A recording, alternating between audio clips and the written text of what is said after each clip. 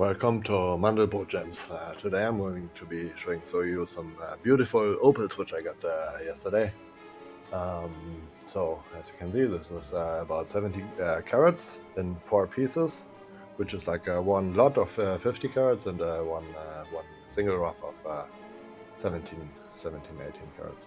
The single one is the one with the yellow brownish spot in the middle, which I hope to get out later in the process, but yeah. It still is probably the one with the most potential. Here you can see the close shot. It has some deep color, and I hope that when I polish it, that I can get it out quite right.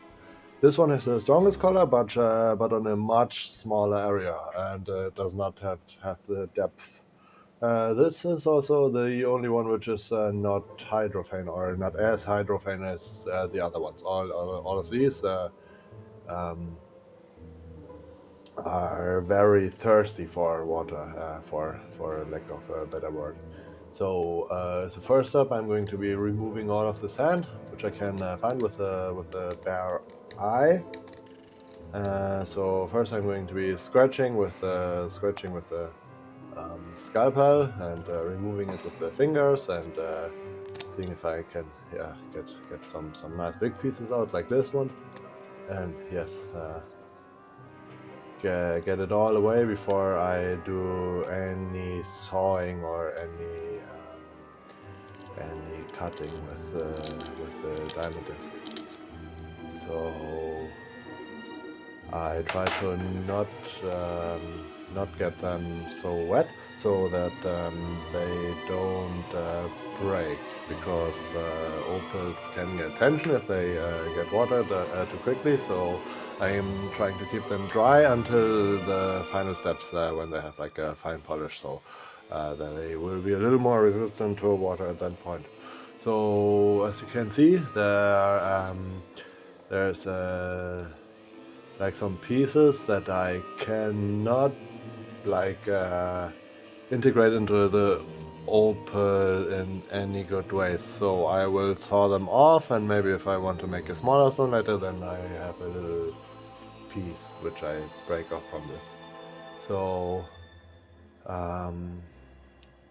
these are the pieces after a little bit of pre-shaping and already a little bit of sawing. So I removed a few smaller pieces, and I also did a little bit of rough preforming around the edges, but as you can see, it still has most of it. So I just took a little bit off. I'm trying to see if there's any color below the green area, but I don't find any. This one looks a little bit milky. I hope that I can dry it out in the process, because maybe it will become a nice big opal. So these are the one smaller rough and the two cutoffs.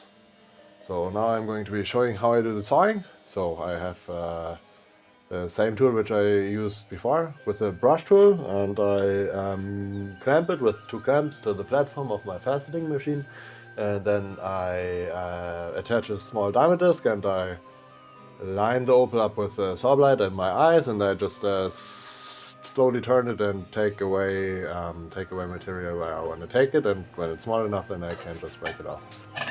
So I do a little bit of shaping with the 325 topper disc without any water running, and then I'm going to be done for today. Yes, I put the stones on a dopstick, as you can see, so I can do the shape a little better. But now I'm going to be stopping because I don't want to inhale too much of the dust. There's always quite a bit of dust if you don't use any water, and I don't want to get too much of that into my lungs at a time. So I'm going to be meditating about what I want to do with the stones. I'm going to be letting them rest a little bit so they can get any tensions off. And I'm going to be signing off for today. I guess after this I just have a few pictures of how the eBay article of the stones look, so you can see how I get my rough. And here are some glamour shots of the so far unpolished stones. The rest I'm going to be doing tomorrow or the day after. So, have a nice day. See ya.